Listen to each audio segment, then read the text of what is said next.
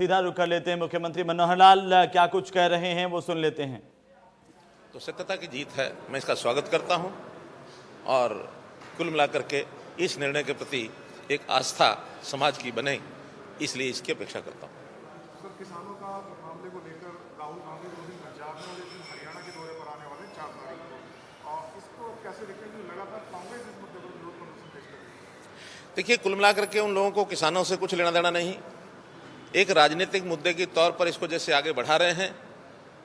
स्पष्ट हो चुका है कि किसान का जो भी तीनों अध्यादेश अब एक्ट बने हैं उसमें किसान का हित है। किसान की जो पहले की व्यवस्था है वो सारी, जैसा हमने पहले भी बताया था, वो चलेंगी, चल रही हैं। मंडियों में धान आ चुका है, धान की परचेज ये भी शुरू हो गई है, उसका उठान शुरू हो गया है, मिलों में धान जाना शुरू हुआ है। कुछ छोटी बड़ी उनकी कंडीशंस जो थी, उनकी शर्तें जो थी या उनकी जो डिमांड्स थी, कुछ पूरी हो गई हैं, कुछ पर बातचीत चल रही है, वो सारी हम करेंगे। हम चाहते हैं कि किसी के काम में कोई व्यवधान ना आए, ना किसान के, ना आड़ती के, ना मिलर के। और उसमें हरियाणा के किसान को तो इतनी संतुष्टि है कि ये चीज़ें जो राष्ट्रीय पूल में प्रोक्योरमेंट होती है धान की, गेहूं की, वो तो सब होती है। उसके अलावा बहुत सी चीज़ों की प्रोक्योरमेंट स्टेट की ओर से हम कर रहे हैं। और बड़ी दुख की बात है कि कांग्रेस रूल्ड स्टेट्स, चाहे पंजाब है चाहे राजस्थान है, वो न तो बाजरा प्रोक्योर कर रहे हैं, न मक्का कर रहे हैं, न सरसों कर रहे हैं। हम लोग ये सारी चीज़ें प्रोक्योर करते हैं और प्रोक्योर करने में हम हरियाणा के किसान का हित चाहते हैं, ताकि उनको MSP पर उनकी चीज़ बिके, सस्ते में न बिके। एक बात जो बार बार आ रही है कि बाहर के किसान को क्यों नहीं आने दिया जाता। हमने कहा कि जो राष्ट्रीय पूल में चीज़ें जाती हैं वो किसान आएगा, बेचेगा, लेकिन हमने जो कि अपना लॉजिस्टिक अपने किसान के लिए बनाया हुआ है, मंडियों में भीड़ ना हो, मंडियों में किसी प्रकार का हौच-पौच व्यवस्था न बने, तो मेरी फसल मेरा ब्यौरा के हिसाब से कूपन इशू करके और उनके टर्न बाय टर्न हम उनको बुलाते हैं, कूपन इशू करते हैं। उसी में हरियाणा के किसान का जैसे ही बिकता रहेगा, साथ साथ जहाँ मंडियों की कैपेसिटी है वहाँ उनको रजिस्टर करेंगे। 5 तारीख से ऐसे बाहर के किसानों को भी रजिस्ट्रेशन करने के बाद उनकी प्रोक्योरमेंट भी शुरू कर दी जाएगी।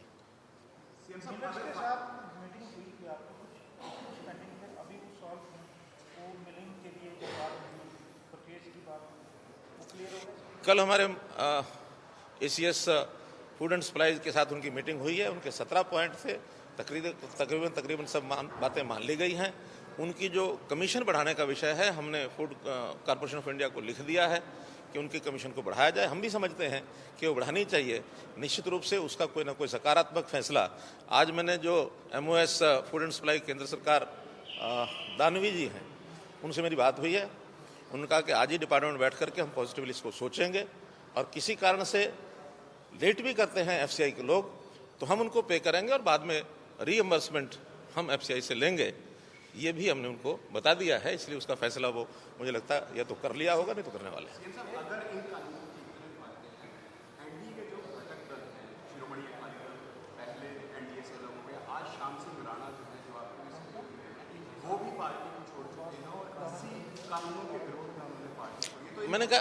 मैंने कहा जब भ्रम कोई चीज़ का फैलाया जाता है तो उस भ्रम फैलाने में कई बार कोई इस प्रकार की विपक्षी ताकत यानी कांग्रेस, कुछ मामलों में कुछ उनके जुड़े हुए किसान नेता, वो भ्रम फैलाया है। उस भ्रम में जब तक एक सीजन निकलता नहीं है, उसका प्रत्यक्ष प्रमाण क्या होगा, उसके परिणाम क्या होंगे, तब तक कोई बात उनको ध्यान में आएगी नहीं। अब ये जैसे एक फसल सब चीज़ें स्मूथली चल पड़ेंगी, उस समय ही सबको ध्यान में आ जाएगा। इसके अंदर किसी प्रकार का कोई विरोध नहीं।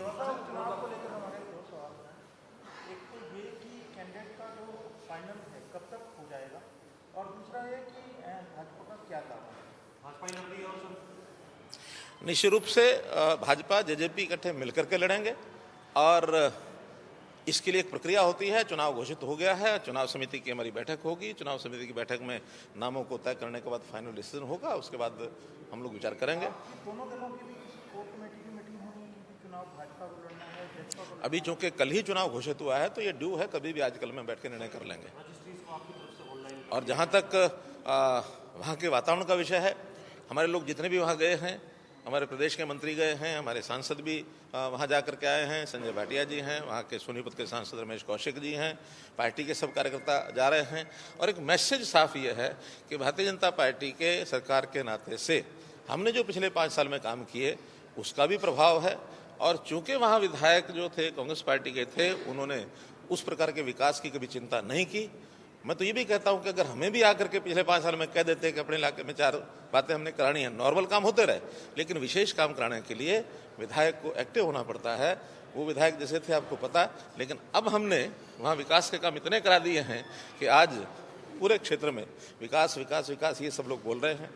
चाहे वो गली सड़कों की बात है, चाहे वो नहरों की नालियों की बात है, चाहे वहाँ 2-3 प्रोजेक्ट हमने घोषणा की है, 2 कॉलेज वहाँ घोषित किए है, जल भराव की सारी व्यवस्थाओं को ठीक किया है और वहाँ के इलाके के लोगों को रोजगार मिले तो इंडस्ट्री के लिए एक मॉडल टाउनशिप एक वहाँ बनाई जाएगी। तो इस नाते से ये सारे काम वहाँ किए गए हैं और इससे संतुष्टि है।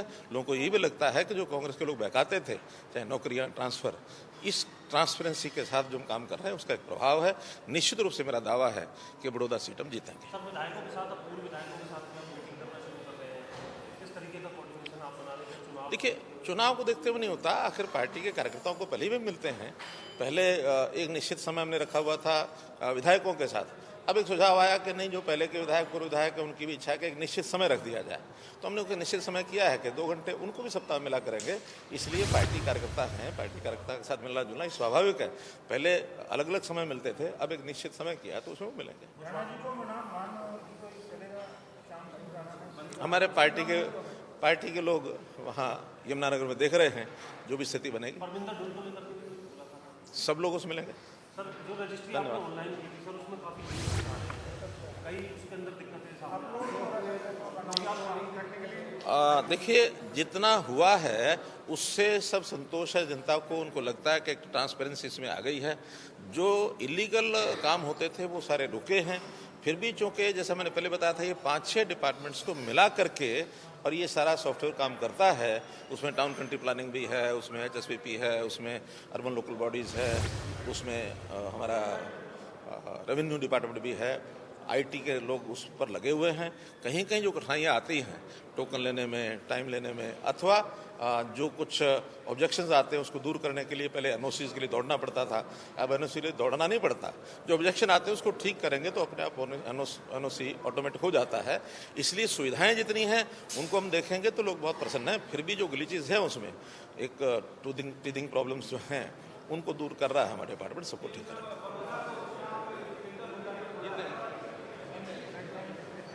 मुख्यमंत्री को आप सुन रहे थे और पत्रकारों से बातचीत करते हुए तमाम बातें उन्होंने कही हैं कि सरकार किसानों के साथ खड़ी हुई है और हम किसानों की फसल खरीद रहे हैं। साथ ही सीएम ने दावा किया बड़ौदा सीट पर हम जीतेंगे। मुख्यमंत्री मनोहर लाल का बड़ा बयान, पत्रकारों से बातचीत करते हुए तमाम बातें कही। सीएम मनोहर लाल की ओर से बड़ौदा सीट पर जीत का दावा किया है। ये बड़ी और अहम जानकारी है। इस वक्त बड़ौदा सीट पर जीतने का दावा किया मुख्यमंत्री की ओर से। साथ ही कहा कि किसानों को कोई परेशानी नहीं आने देंगे। मेरी फसल मेरा ब्यौरा पर रजिस्ट्रेशन करवाने वाले किसानों को कूपन इश्यू किया जा रहा है। मंडियों की व्यवस्था सुचारू तरीके से चले, इसके लिए व्यवस्था बनाई गई है। सीएम ने कहा कि कूपन लेकर के किसानों को व्यवस्थित तरीके से मंडी बुलाया जा रहा है, उनका धान खरीदा जा रहा है।